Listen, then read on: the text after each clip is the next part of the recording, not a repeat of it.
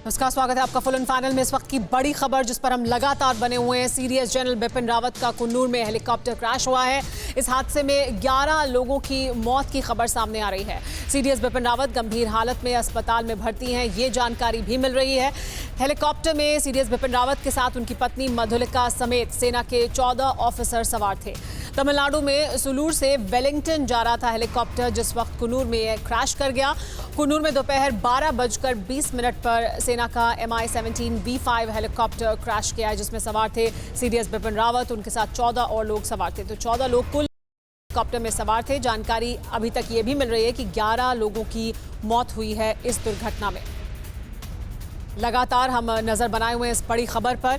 फिलहाल जानकारी ये भी मिल रही है कि सीडीएस बिपिन रावत का इलाज चल रहा है अस्पताल में।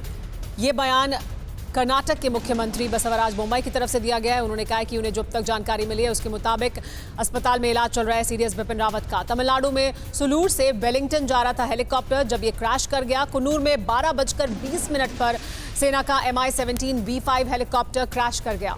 सीडीएस जनरल बिपिन रावत का कुन्नूर में हेलीकॉप्टर क्रैश किया और जानकारी मिल रही है कि उनके साथ 14 लोग और सवार थे इस हेलीकॉप्टर में।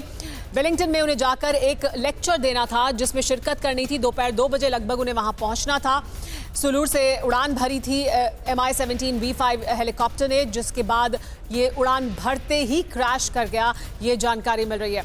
हम आपको एक एक कर वो तस्वीरें दिखाते हैं जो अभी तक सामने आई हैं।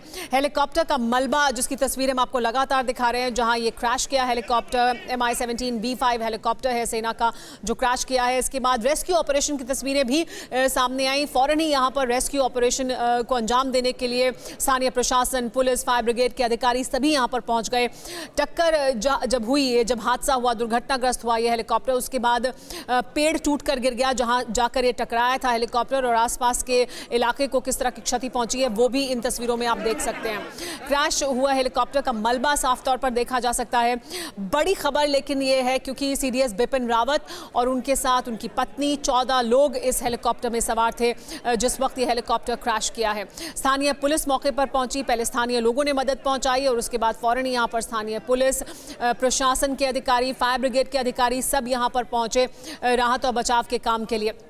लेकिन बड़ी जानकारी अब ये मिल रही है कि इस पूरे दुर्घटना की जानकारी को लेकर कल संसद में बयान देंगे रक्षा मंत्री राजनाथ सिंह।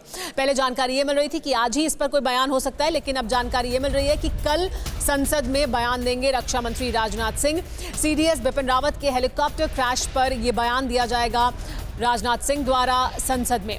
कुन्नूर में सीडीएस बिपिन रावत का हेलीकॉप्टर क्रैश हुआ है। इस दुर्घटना को लेकर ही जानकारी जुटा रहे हैं और लगातार इस पूरे घटनाक्रम पर नजर बनाए हुए हैं रक्षा मंत्री राजनाथ सिंह। यहां दिल्ली से ही पहले ये भी जानकारी मिल रही थी कि वो खुद शायद जा सकते हैं, लेकिन उसके बाद ये जानकारी मिली कि वो यहीं से दिल्ली से ही नजर बनाए हुए हैं क्या कुछ हो रहा है कुन्नूर में और वहां पर किस बात की जरूरत है उस पर।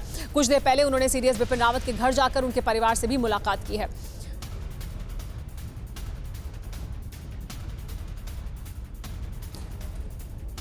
अड़ी सोमवार से शुक्रवार शाम 6 बजे सिर्फ TV9 भारतवर्ष पर।